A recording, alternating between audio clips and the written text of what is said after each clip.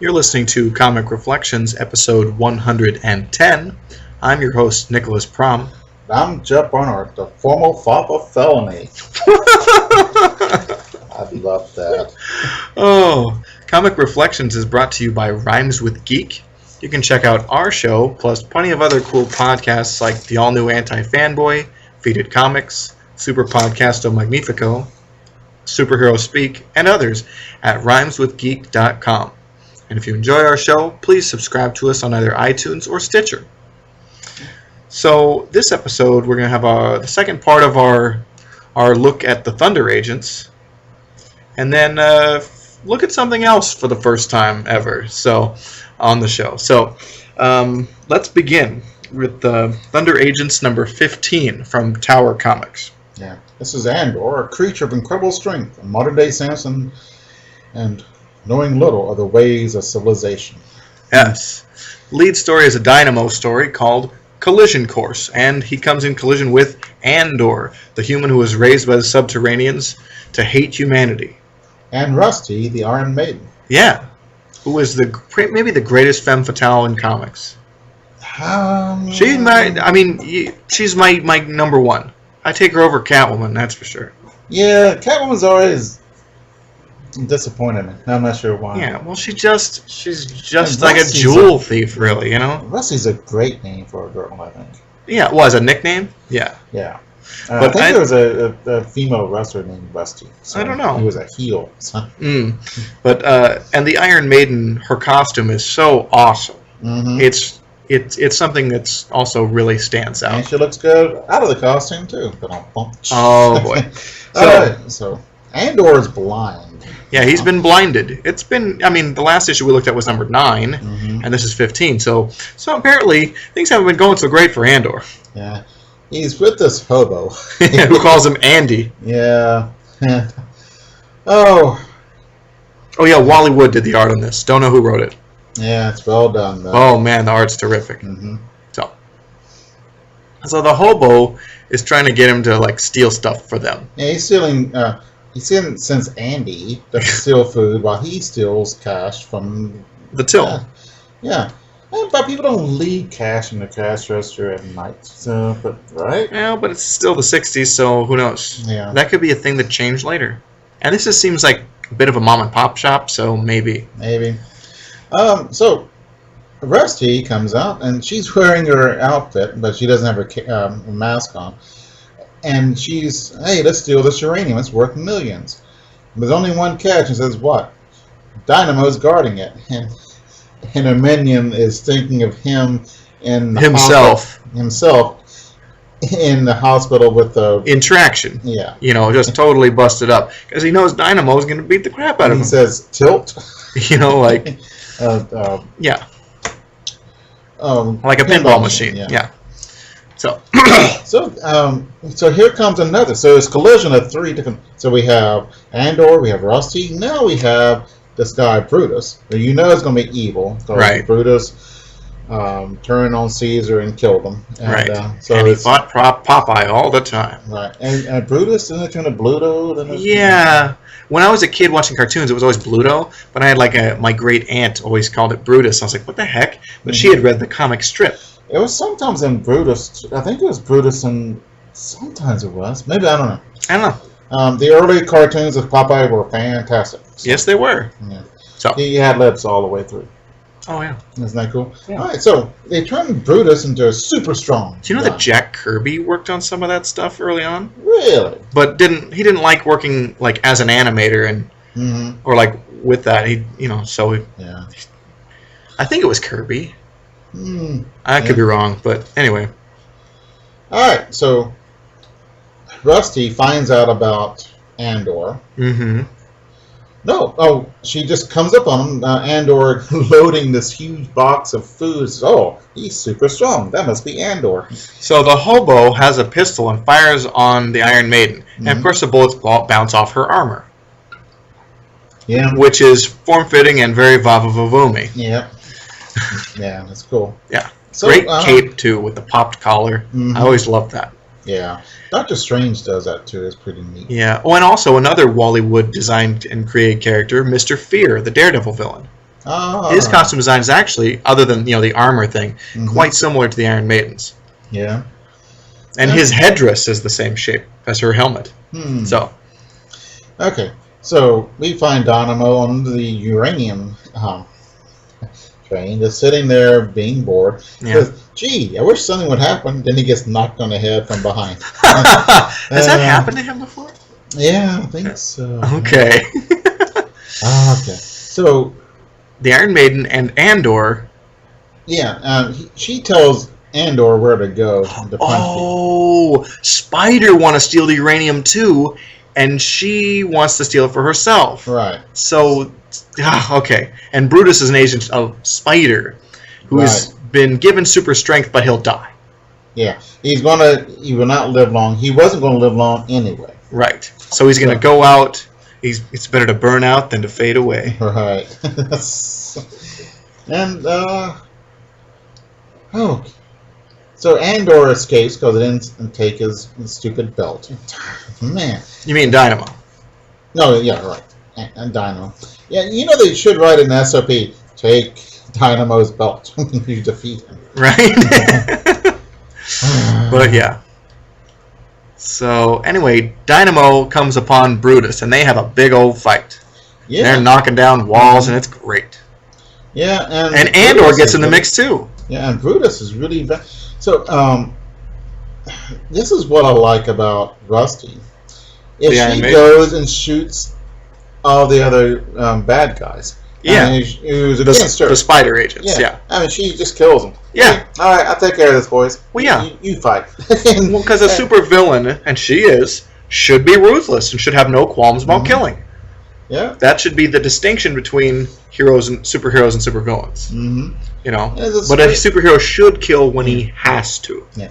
All right, one of them shooting at her, and they says, "Hey, she's bulletproof." Right, but you aren't. And she shoots him. Right. And then, well, that's the last of these hoods. That's just amazingly. I mean, it's so cold. It's really cool. Yeah.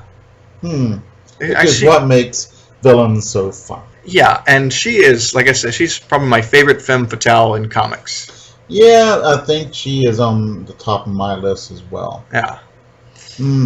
Samson's the villainess from Mighty Samson. I can't remember her name. You were really into that character, though. I liked her. So. That was a fun series. I think Talia, the daughter of Ra's al Ghul, is another one that's high up on the list for me. But I think Iron Maiden still tops them. So. Yeah. All right. So, Andor and Dynamo is fighting Brutus. Yeah. And Brutus takes.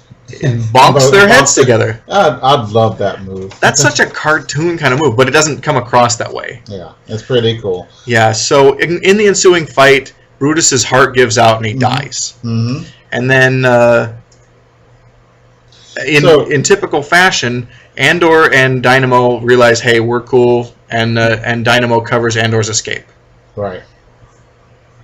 So, Spider loses because their guy dies, and all their guys die, and they don't get the uranium. And the Iron Maiden didn't get the uranium either, did she? Yeah, she's she's faced with jail again. I don't think she's. Oh, all that beautiful uranium wasted in research program. Andor turns on her, and she's faced with jail. Was she captured? I think she's faced with jail if she's captured. Right, and you don't really know. Yeah. Dynamo's in trouble because he didn't. He let Andor go. Right. But see, remember, Lightning let Andor go too. Right. Yeah.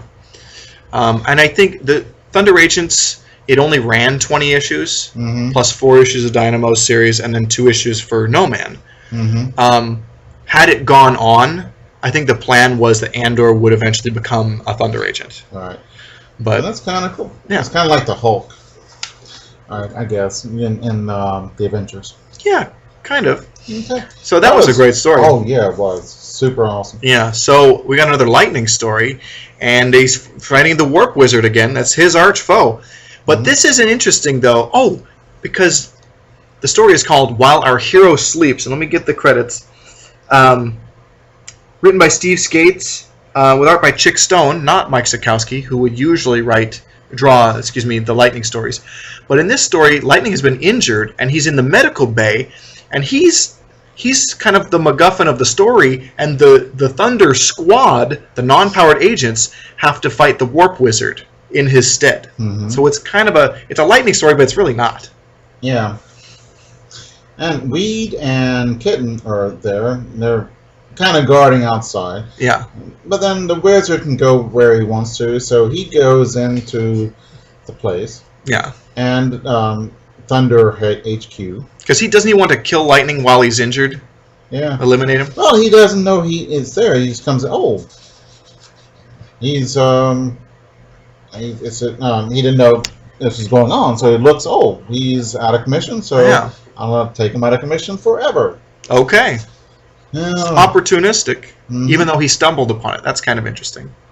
Yeah, he could shoot him between the eyes, which would be the smart thing, but he wants to grab him. And yeah. Remember, I think with the exception of the Iron Maiden, these Thunder Agent villains are very DC comic villains, and so, which is to say they are Republic serial villains who capture the hero and then reveal their whole plan and leave them not kill them, and that kind of thing. Mm-hmm. And so, of course, the heroes get out and win. So with the Lightning captured, and it's about to die, so the clock is running. Yeah. And Lightning goes. I'm not Lightning. The Warp Wizard. Warp Wizard goes out and steals 47 times in a day. Wow. Why not just stop and go? That's good enough. Yeah. So, Weed. I guess they hide out in a place where he could steal, which would be really impossible because he could steal anywhere. Right.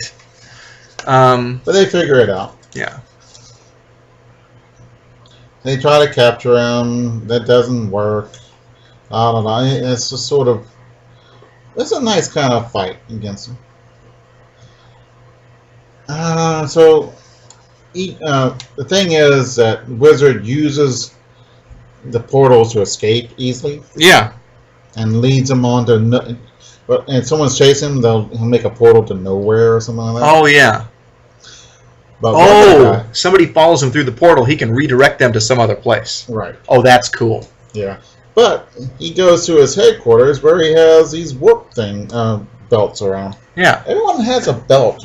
I guess just... Remember, because a lot of these powers are, not magic or radiation, granted. They are technology-based. Mm-hmm. So, they capture him. So he uses the belt, and he portals right in front of the wizard. This guy I've never seen before. I can't remember what this guy's name is. It's either Dynamite or TNT or something like that. He's one of the guys in the Thunder Squad. Right. So he bashes him big time. So they make him talk. Yeah. Because they make the Warp Wizard talk. The Warp Wizard talk because Lightning's about to die. Right. So they figured out they had to increase his density. Which, molecular density must be. So he survived, and he thanks everybody for saving their lives. Yeah. So we got a couple of.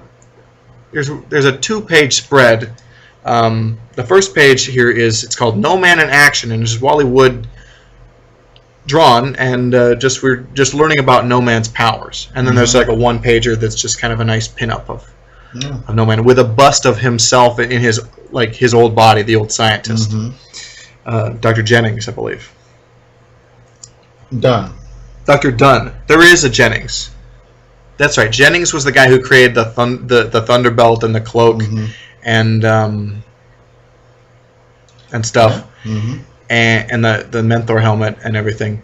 And then Dunn was the guy who was old and it's about to die. Yeah, and transferred his brain. Hair, none. Yeah. Height 6 feet. Weight 350 pounds. Android body. Yeah. 76 years old. Yeah, and so he transferred his body into an android, so he's basically immortal. I like this page that kind of demonstrates how No Man uses his powers. Yeah. Can you find anything that was kind of, I don't know. Okay, 2 guys are with guns or confronting No Man.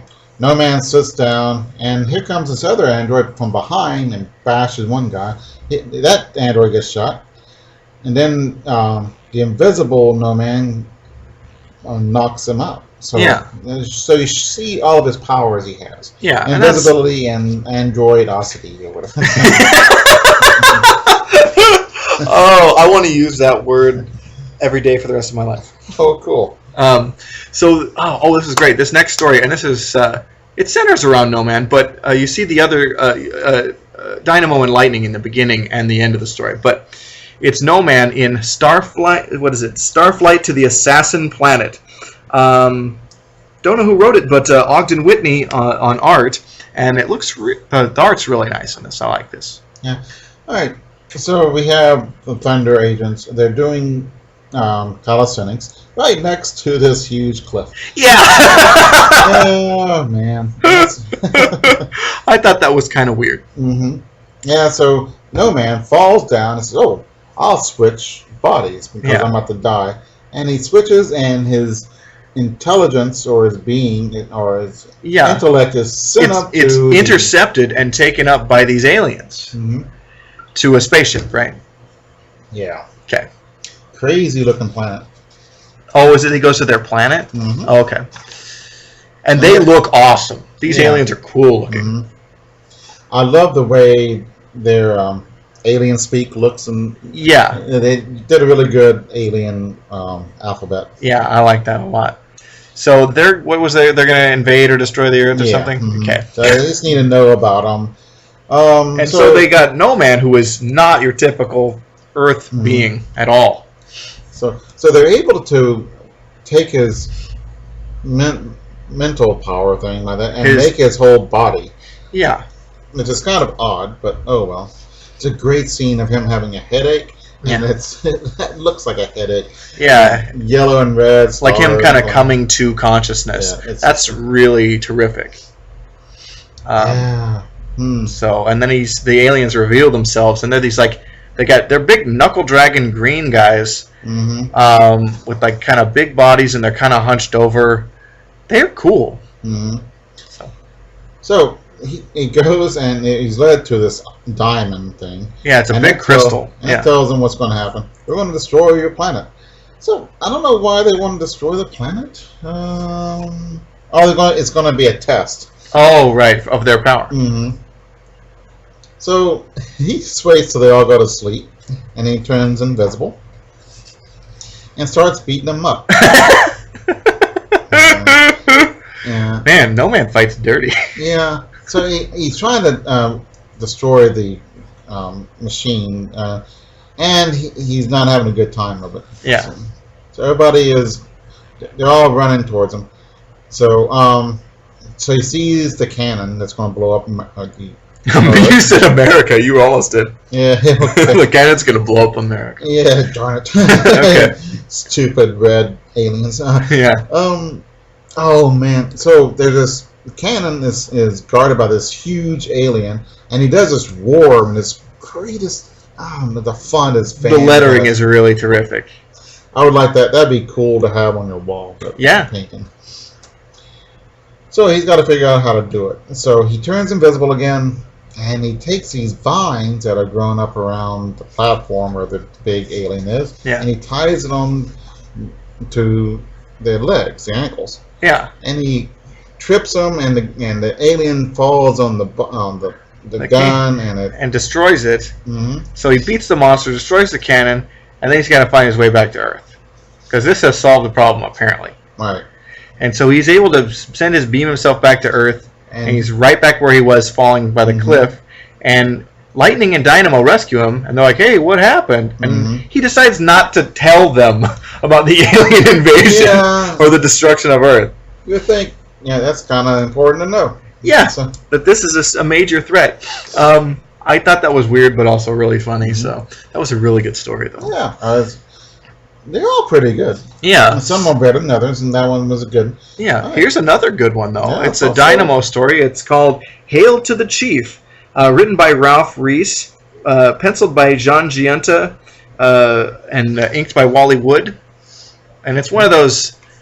Woody's inks are so dominant that it looks like he inked and penciled it. Mm-hmm. So.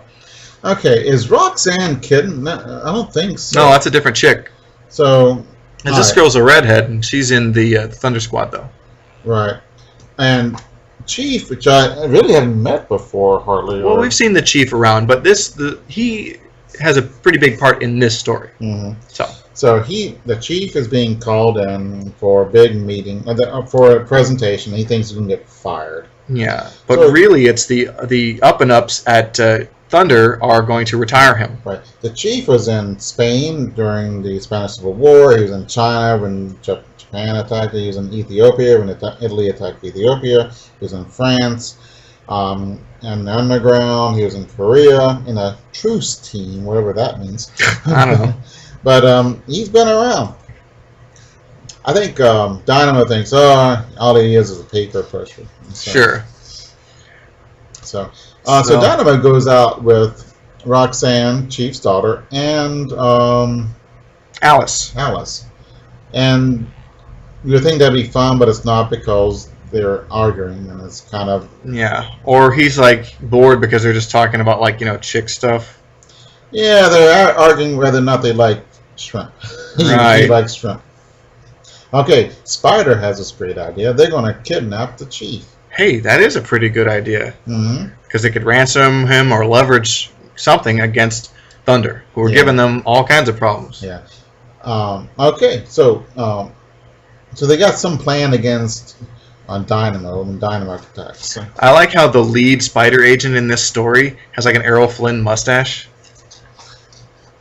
Yeah, that's pretty cool. Yeah. Mm-hmm. Oh, the airplane's done in very good depiction of ME-109 German airplane. Yeah, Woody know how to do military stuff really well. So it's so rare that I'm impressed when it happens.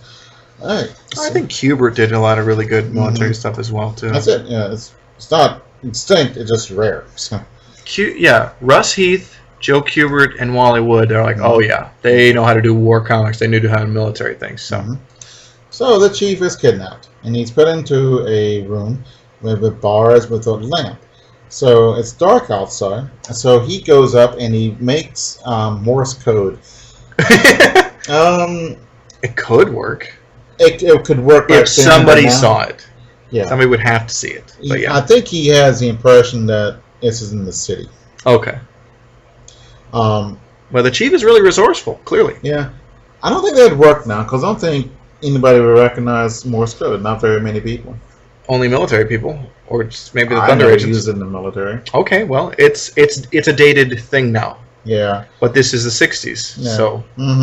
3 short, 3 long, 3 short. I couldn't remember if it was 3 long, 3 short, 3 long, or Yeah. So, all right. So so somebody sees it, calls the police. The police and send some people there. They get captured. So they think, oh, this must be the thing.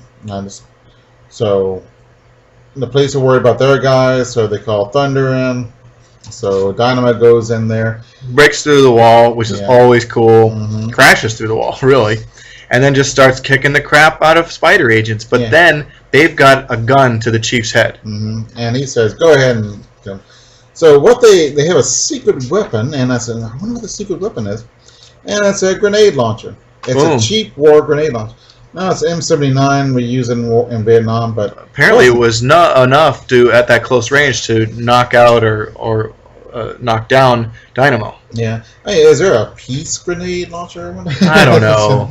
So they have a armored car that looks really cool. Yeah, it's kind of like the Black Beauty.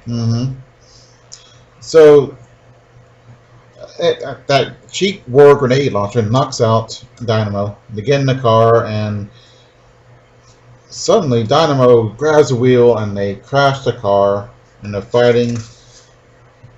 Let's see. Dynamo's shot. Yeah, and the Thunderbelt falls off and Dynamo gets shot. And then the Chief comes up and knocks one of the bad guys in the head. And then blows him away. Yeah, there you go. And then he collapses or something. Yeah. Oh, no. Okay, here's the big thing. The chief bad guy grabs Dynamo and holds him in front of him, so he can't shoot me without shooting him. So Chief shoots him. Yeah, but it doesn't hit Dynamo. Yeah. So apparently he's a crack shot. Mm-hmm. And so then the last panel is the Chief and Dynamo in the hospital. Yeah. And the Chief's daughter and Alice are there, and they're really fretting over the Chief, not so much Dynamo. That's hilarious. Okay. So here's something very different. It's the last story in this issue. It's a little more humorous. This centers around Weed from the Thunder Squad. Mm-hmm. And this story is called Dig We Must. Now, it should be noted that Weed is kind of a smile and a wink. He's supposed to be... he's a kind of a cartoon or a caricature of Wally Wood himself. So.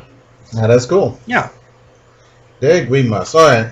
We have Rufus and Dan. All right. and this is from East of Eden.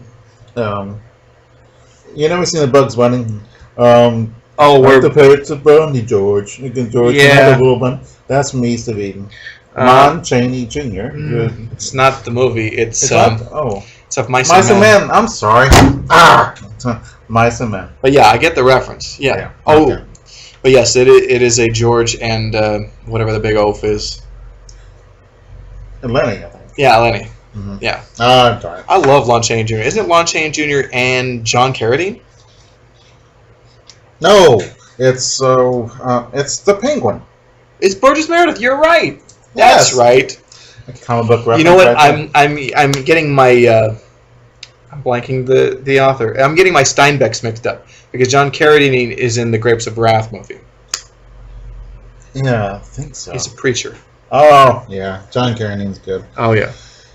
Oh. Not all of his movies are good, but he's good. Yeah. All right. So we have this couple, and somehow they got bit by a radioactive mole. The big dumb guy. Yeah, Lenny.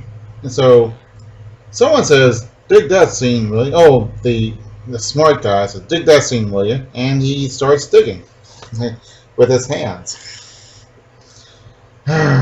So he realized he's got mole powers. Yeah. And so he's going to be the other guy. Is Dapper Dan, the he formal FOPA felony. Yeah, so I don't think he gets any power. He just... it's a cool new suit. Yeah, he gets a cape with the Mandrake hat, and yeah, it's like the Mandrake costume with a mask. That's what it looks like. So, Mandrake the Magician, obviously. And this cop looks like Dick Tracy. Yeah, always wearing yellow. The great old crime wave hits city. Please Did I credit? Oh, I didn't. I don't think I credited the writing or artist on this. It's George Tuska drew this, and Rob Reese drew it or wrote it. So. Sorry. Yeah. So, Rufus the doofus, wants to hear about making a big White House and having lots of bunnies and rabbits and all that stuff. So, he likes hearing that story. So, but they're robbing banks and stuff, but by going underneath. Yeah, Rufus doesn't want to do that, but Dan really wants to steal. Yeah. So Weed finds out about it, and he's on the case. Yeah. I like how Weed takes charge of this situation. It's really fun. So. Yeah. Okay. So Rufus is getting tired. Are you my friend? Yes. So buy me an ice cream cone. And he buys him an ice cream cone because Rufus is the way he's making money. Right. So I think Rufus and is it Dapper Dan? Yeah. Okay. They knock out Weed, and then so Dynamo has to intervene. Right. Yeah. Yeah. So they get a laser, and they're I don't know. They go to Thunder so they can steal some really cool stuff. Yeah. And which everyone else can steal from Thunder. Why not these guys? Right. So. Oh. So Dynamo heads back to HQ to stop these guys. And they got this laser beam, and Dynamo comes in, and they zap the top of his head. Yeah, they just kind of skim his hair. I know, this story is kind of very tongue-in-cheek. Right. It's very silly.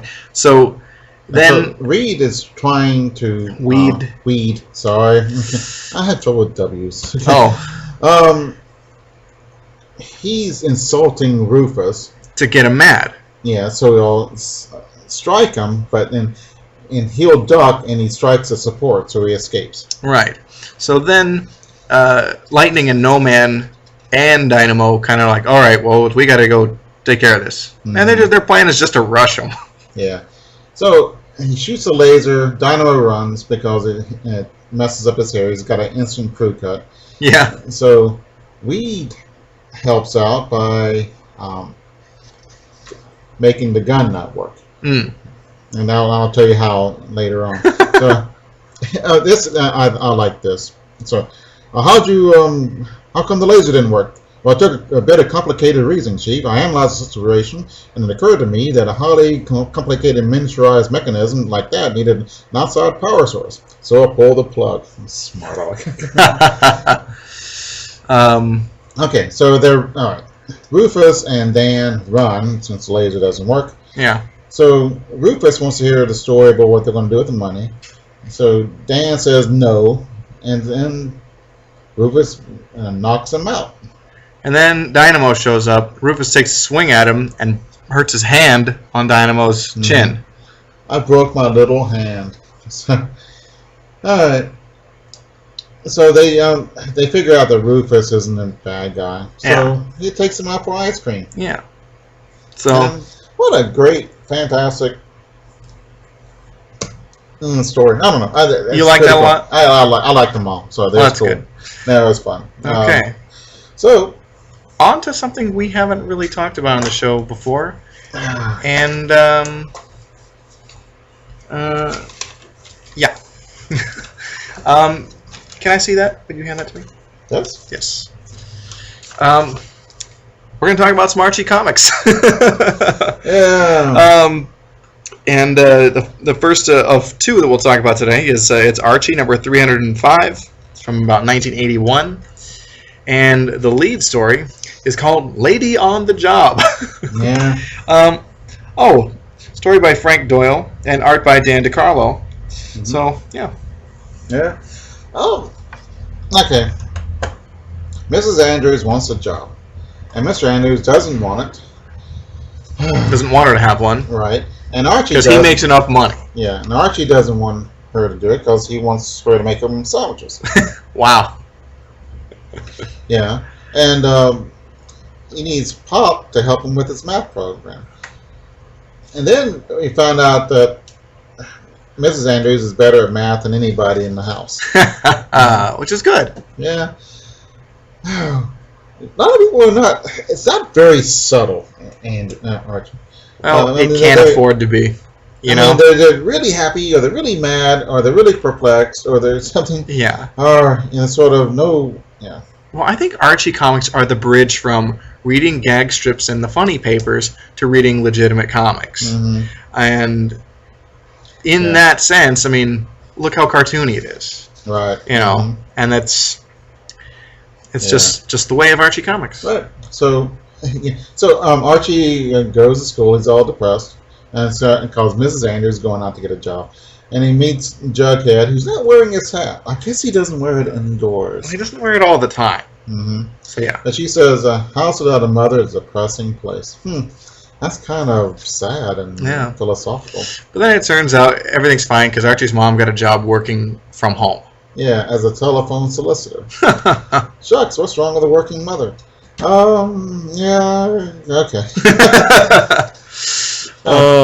So when I looked this up, on comics.org to get all the credits, that's the best place to go. I found that a lot of Archie comics aren't indexed, so credits on these, not so much. But usually it's a fair bet that they're drawn by either Dan DiCarlo or Stan Goldberg. Mm-hmm. So there's a one-pager of Little Jinx. It's called Wheeler Dealer. Yeah, man. Have one-pagers ever been funny or interesting? No, and if you want to skip them, we can just do it. We will skip them. Okay. And Archie making sense is bad, too. It's just another filler page. Yeah. Okay. So, but the next story with some meat on it, it's Archie in Dancing Boy. Oh, and there is, who is it? Frank Doyle wrote it, Dan DiCarlo drew it. Yeah. All right. Oh, let's see. And Jim DiCarlo inked it. Yes. Interesting. So Archie's mad because he can't get into. He doesn't want to take shop. He wants to take home economics because it's only girls in there. Yeah.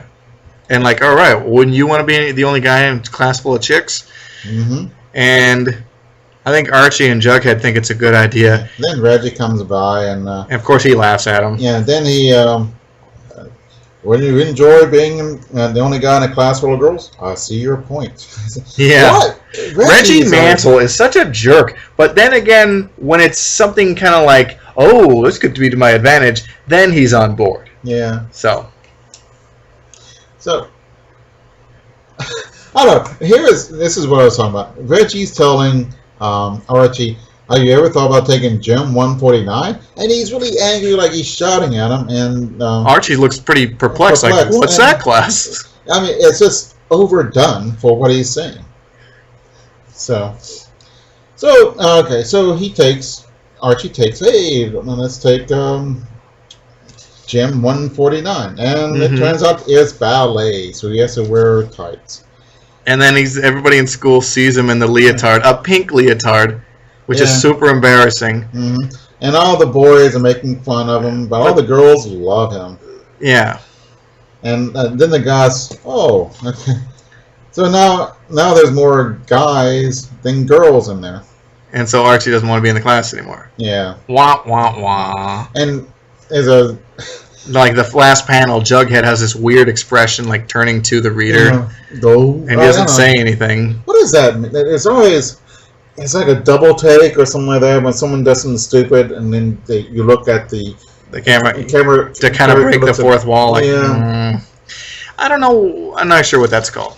I don't know, and I never like it. Okay, it's very sitcom. Mm-hmm. So here's another story: Archie in Best Friends. Frank Doyle wrote it. Dan DiCarlo penciled it, and Jim DiCarlo inked it. Mm-hmm. Okay. I was looking on comics.org for credits, and they were in the issue. What a doof. So, anyway. Okay. So, Archie's trying to get a hold of Jughead, and he can't get a hold of him, so he gets really mad. Then he calls Betty and says, hey, Betty, you're next to Jughead. Go tell him I'm going to be late. So, she dresses up really cutely. Uh-huh. Because she really likes doing things for Archie. Yeah. And then she tells Jughead he's going to be late. And then Jughead gets these tickets. He gets to be, what is it? He's a pizza bake-off, and he wants to be official taster and judge where he can eat all he wants to. Right.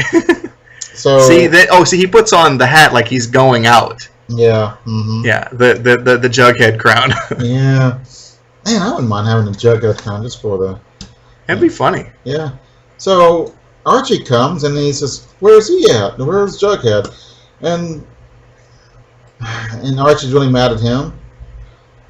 But he takes Betty to the skating rink, and she's happy. And I don't know, poor Archie. What a horrible thing, taking this beautiful girl who loves him to death. Yeah. It's a fate worse than death. Man, what a bummer. I mean, geez, these are so rough, like, yeah. Mm-hmm. Man, this is like harder hitting stuff than like Sandman. Yeah. Yeah. Okay. And this next story, I think it's the last story in the issue. Yeah, I wrote here, Betty's great. Archie ought to get his butt kicked by Dynamo. Okay. Which is ironic because in the early 80s there was a brief revival at Archie of the Thunder Agents under a different imprint, but Archie put it out.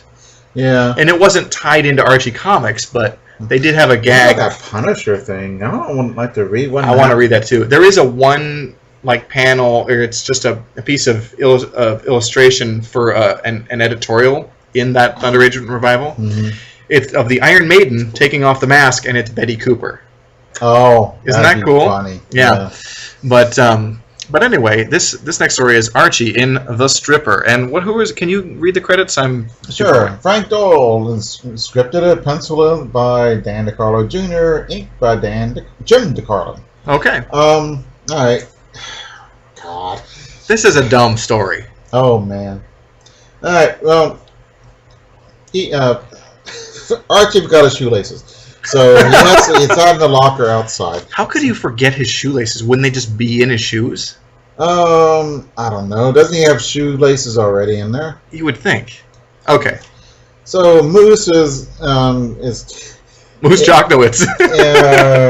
He is the what is he? He's guarding the doors so people don't straggle in late. So Archie is in his shorts. He goes and gets his laces, and the door is closed, and so Mrs. Grundy comes in. Yeah. She's married to Solomon Grundy, is that it? I think she's his sister because she's a Ms. Yeah. That's great. I never made that thought to make that joke. That's why you have me. That is why I have In case the people out there wondered what that goofballs on the show, that's why. I couldn't do this show without you, Jeff. I really couldn't. Okay. I couldn't do the show without you since you had the microphone and you look up all the stuff. And all right. Yeah. So and then there's a fire alarm and he's in his skivvies. Oh, and so everyone sees him and the girls laugh at him. And Mr. Weatherby is frowning with disapproval. Another fraternity initiation, Archie? Is there fraternities in high school? No. Oh, someone said, women are afraid that men will kill them. Men are afraid that women will laugh at them. Yeah. I think that's pretty... Yeah. So, this one girl is singing when they see Archie. All he has is his... boxers or whatever. I guess his boxers. They might just be gym shorts. Yeah. I think it's gym shorts. But she's saying, take it off, take it all off. And it's just, wow. Really? But again, there's not much... Like, oh no, I got caught out in the hallway in just my gym shorts. If I was caught in the hallway, well, being caught... At the high school? Or anywhere in your underwear is a common dream. Nightmare. Yeah. Yeah, I didn't mind. Look. But I guess if this is pitched to the demographic, I guess that's relatable. You know, like, oh man, I had that dream once. Yeah. And it just happened to Archie. So I get it. Yeah. So the next issue we've got, and I have some credits on this one, which is nice. It's Archie at Riverdale High, number 56. Mm-hmm. And what year is this from? 1978. Okay. And so the lead story is called On Target. And there's a couple stories in this that are lengthier, which is nice. Mm-hmm. So Archie's taken archery. Yeah. And they all suck. Everyone at Riverdale High sucks at archery. Right. There's, I don't know, the African American kid. And there's Coach Clayton, who's also African American. And I don't know, they don't have much personality like every other African American. They don't jive them up. They're just... Or they don't have any personality at all. They're not nerds or nothing. They're just regular So folks. let me ask you this. Because representation is important, what's more offensive, to have black characters who have no personality or black characters who are stereotyped? Oh, they couldn't. I mean, well, I guess you who's that What's awful character? You talking about Ebony White? No, The Spirit? No. Because I love that TV character. show. What's the nerdy black kid. Oh, Steve Urkel. Yeah, Urkel. Yeah, you could do it that way, and that's totally not a. You can But in a way, Steve Urkel is so degrading. You're like, point and laugh at the black guy. He's weird. No, you know what I mean? You're pointing and laughing at a nerd. Okay. You're not. But see, if I know that cast was almost all black on that show. Yeah. But in Archie, where the black character is a minority, if they made him the Urkel, it would be like, what a dork. You know, well, then you would be laughing at him not because he's black, because he's a dork. right? That's But why? the thing. But you're already making him like, oh, not as cool as Archie and Reggie and Jughead. Yeah. You know what I mean? That's where I'm going with that. Yeah. At least this guy is on equal footing with them, even though he doesn't have much of a personality. Yeah.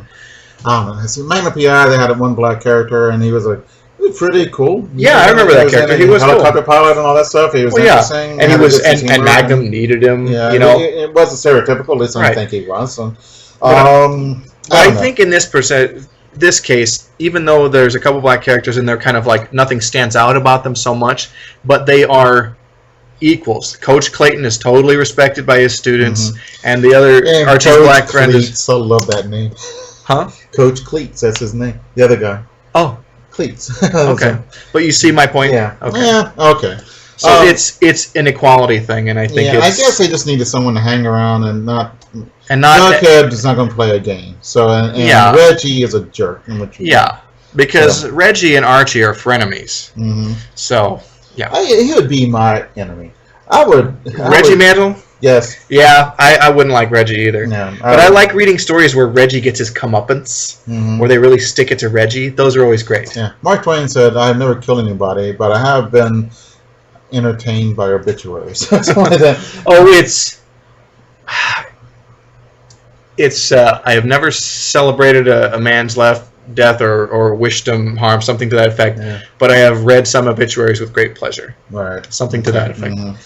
Oh, it sucks that we both butchered that. But, yeah. Oh well. Well, Mark Twain wouldn't mind. Yeah. So they suck at the archery. So they go to a public archery place. Well, every small metropolitan city has a public archery place. Do you realize that Riverdale is kind of like Smallville?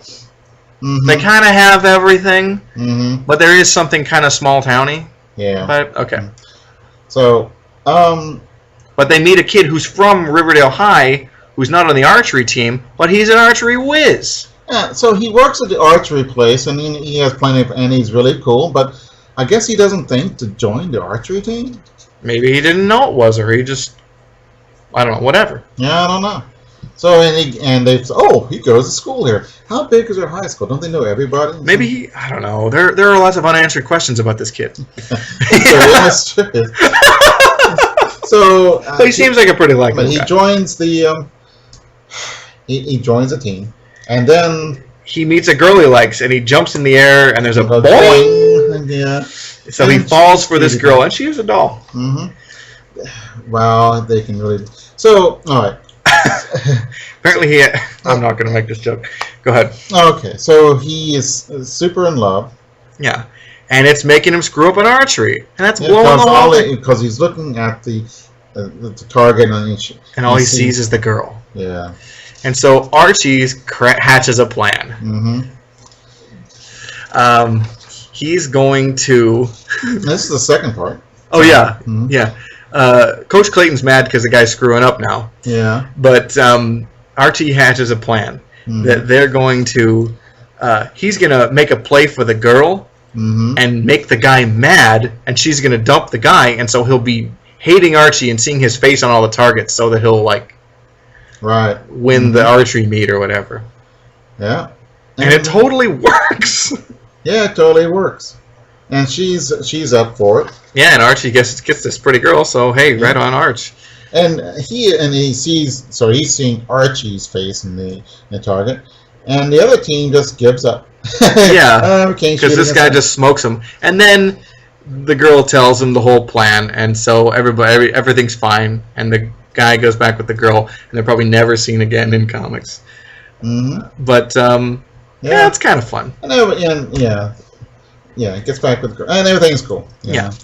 So, laugh a lot. These are house ads for more Archie digests. Yeah. Kind of cute to see Betty and Veronica in medieval costumes. That would be fun. And that's the only time we see Veronica in these. Maybe. Oh yeah, we haven't really seen Veronica Lodge, but these are the first, but they won't be the last Archie books we look at. but we will only see like one at a time in the future. But Yeah. so we'll see Veronica. I know I've got an issue of Betty and Veronica. So so the next story is called The Comeback Trail, and Frank Doyle wrote it, and Stan G penciled it with ink by Frank D'Agostino. That's a tough name. Mm-hmm. So. Okay. So Moose Jocknowitz is on the wrestling team, and he gets his butt kicked. Right. And so he's shocked because he never gets beaten. Yeah, and so he's like totally crushed his confidence. Yeah. And so Archie takes it upon himself. He's going to train him. Mm-hmm. Yeah, Highland High. So Moose is actually leaving town because of it. He's just so ashamed. And so then, Archie stops him. Yeah, he makes him mad, calls him a quitter, and says, "Oh, you're right." Yeah. So Archie decides to train him how to. So he makes him run and makes him do sit-ups and won't let him eat any junk food and whatever. And Moose he's just exhausted. He is getting tough though. Mm-hmm. But he's just really mad. And Moose's girlfriend Midge catches him almost cheating on this the diet. I like Midge. She's great. Mm-hmm. Yeah. Yeah. Betty, Midge is in my. So yeah. I don't know anyone else. In the Archieverse. Yeah, the Archieverse. So Moose is training. He's just pooped. But then the meat comes up. The next wrestling meet. Yeah. And he's looking buff. Yeah, and he kicks the crap out of the guy that beat him before. Yeah. Oh, we do see Veronica, the last page. So throughout the story, Moose was getting kind of mad at Archie because he wasn't getting to do what he wanted. But then he thanked him in the end because he won. He helped him, but as he embraces Archie, thank him and in gratitude, Archie gets hurt. Yeah. Because Moose squeezes too hard. Mm-hmm. So it's kind of funny. And Betty and Veronica laugh. Well, wouldn't you? Yeah, Archie's in pain. Ha ha ha. Yeah, Coach Cleats, what a... yeah, I like Coach Clayton too. He's cool. Yeah, he's kind of just there. Nice. Oh, we're going to get our butts kicked. Well, I tried this day. Archie characters aren't super deep, but the adult characters are just there to be adults. Miss Grundy and Mr. Weatherby are pretty funny though. And Coach Cleats they're also foils. Yeah. But the thing about Archie is that they are it's like a 3-panel comic strip in the paper, but done to 20 panels, whatever. It's just one joke. Yeah. And it's not much of a story. And yeah. I don't know. I think some of the situations are things like, hey, that's kind of like a thing that happened with me and my friends. Mm-hmm. And I think that's part of the appeal. Maybe if I work at the feed mill, I'll get strong and like Moose. I don't know. It's not evil, and it's made for people who are much younger than I am. Yeah. And you. Yeah. But I don't mind reading them. I think they're fun. They're okay. Yeah. They're interesting. I would hate to read them. You may only read Archie comics for the rest of your life. Well, yeah, that'd be lame. But you said, are we ever going to read Archie? And I said, okay, I'll set it up. I'm just doing it because I was interested. Yeah. And I read it, and I'm telling you what I think. Yeah, and so we'll kind of make touch on all the major kiddie books is what I'll refer to them. Yeah. We'll hit Casper. I don't think I have any Richie Rich, so we. I want to do Richie Rich. I love Richie Rich, just so I can talk about Professor Keenbean and Irona, because actually I love those characters. That Richie Rich is really fun, and Cadbury the butler. Yeah. So, anyway, I guess we should probably wrap this episode up. Did you have anything else you wanted to say, Jeff? Hey, the big blue boob dented my top.